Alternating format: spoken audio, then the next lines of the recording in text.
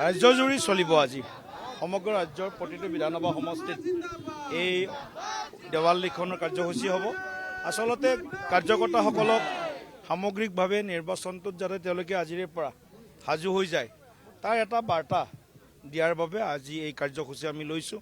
আৰু লগে লগে প্ৰচাৰ যিহেতু এটা আজিৰ দিনত অত্যন্ত গুৰুত্বপূৰ্ণ এটা মাধ্যম, গতিকে প্ৰচাৰৰ জৰিয়তে আমি আমাৰ দলৰ যিবিলাক কৰ্মসূচী আৰু ডাবল ইঞ্জিন চৰকাৰৰ যিবিলাক সফলতা, ৰাইজৰ বাবে যিসমূহ কাম আমি কৰিছোঁ বিগত 10 বছৰত 11 বছৰত, সেইসমূহ কামৰ প্ৰতিফলন হোৱাকৈ আমি এই দেৱাল লিখনৰ কাৰ্যসূচী লৈছোঁ, যাতে ৰাইজৰ ওচৰত আমি আমাৰ বাৰ্তাটো সঠিক ৰূপত আমি আগবঢ়াই লৈ যাব পাৰোঁ। কেনেধৰণৰ বাৰ্তা সূচক আপোনালোকে চাওক, বিকাশ থাকিব মূল আমাৰ যিটো এজেণ্ডা। আমি যিহেতু বিকাশৰ ৰাজনীতি কৰোঁ, বিকাশৰ ৰাজনীতি লগতে আমাৰ সংস্কৃতি পৰম্পৰা আৰু সভ্যতাৰ যুঁজখনত আমি সকলো অসমবাসীয়ে যিদৰে আগবাঢ়ি গৈছোঁ, সেই অসমখনক এখন নিৰাপদ সুৰক্ষিত অসম ৰূপে গঢ় দিয়া আৰু এখন বিকশিত শ্ৰেষ্ঠ অসম ৰূপে গঢ় দিয়া আৰু আত্মনিৰ্ভৰ অসম গঢ় দিয়াৰ বাবে আমাৰ যি কাম বিগত সময়ত, সেই কামসমূহৰ নিশ্চিতভাৱে ইয়াৰ প্ৰতিফলন হ'ব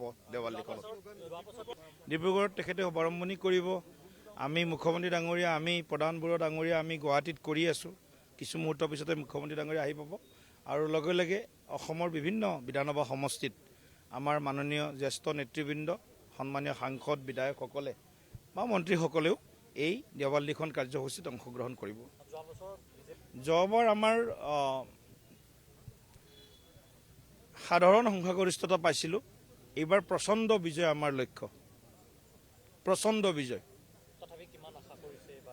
আমি ৰাইজৰ আশীৰ্বাদ বিচাৰিছোঁ।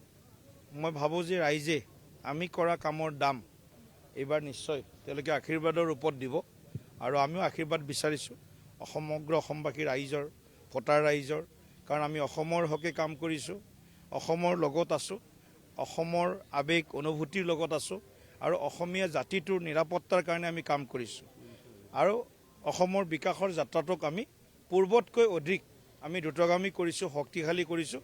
গতিকে তাৰ প্ৰতিফলন আপোনালোকেও সকলোৱে সংবাদ মাধ্যমেও দেখিবলৈ পাইছে আৰু অসমৰ ৰাইজেও দেখিবলৈ পাইছে। নাই, একো নাই, এইবিলাক হৈ যাব।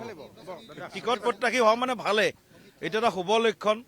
এতিয়ালৈকে 1500তকৈ বেছি প্ৰাৰ্থিত্ব প্ৰত্যাশী আমাৰ যি খবৰ আহিছে, 1500তকৈ বেছি প্ৰাৰ্থিত্ব প্ৰত্যাশী হৈছে, অৰ্থাৎ 10জনৰ ওপৰ এভাৰেজ 12-13জন এটা সমষ্টিত আমাৰ প্ৰাৰ্থিত্ব আমাৰ বিচাৰিছে। গতিকে আমি সকলোকে এজনে যিহেতু টিকট পাব সকলোৱে জানে, প্ৰত্যাশী অনেক প্ৰত্যাশা এক, গতিকে সকলোৱে ইতিমধ্যে মানসিকভাৱে সাজু হৈছে যে প্ৰত্যাশা আমাৰ এটাই, বিজেপি নেতৃত্বত তৃতীয়টো কাৰ্যকালৰ NDA চৰকাৰ অসমত আমি প্ৰতিষ্ঠা কৰিব লাগিব।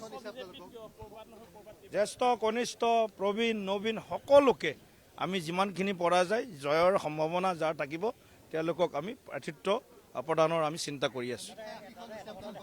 সমীক্ষা খুব ভাল আহিছে অসমত, আমাৰ সমীক্ষাটো ভালেই আৰু আমাৰ বাহিৰত থকা যি বৃত্ত আছে, বিভিন্ন যিবিলাক মানে এজেঞ্চি আছে, তেওঁলোকৰ তথ্যও আমাক আমাৰ যিটো কাম কৰাৰ প্ৰতিফলনবিলাক নিশ্চিতভাৱে তেওঁলোকৰ প্ৰতিবেদনত আমি প্ৰকাশিত হোৱাটো দেখিবলৈ পাইছোঁ।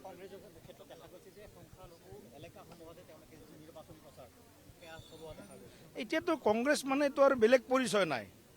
কংগ্ৰেছ মানে মিয়া মানে কংগ্ৰেছ, তাত বাদে বেলেগ নাই। এতিয়া কালি ঢকুৱাখানাত কৰিছে, 5 জেগাৰ পৰা অলপ অলপ মানুহ আনি ক'ৰবাত 1000-1500 মানুহ গোটাইছে। ঢকুৱাখানাত কালি মিটিং কৰিছে, গতিকে বিভিন্ন জেগাৰ পৰা মানুহ আনিছে। এতিয়া আমি আপোনালোক দেৱাল লিখনতে আমাৰ 1000 মানুহ হয়।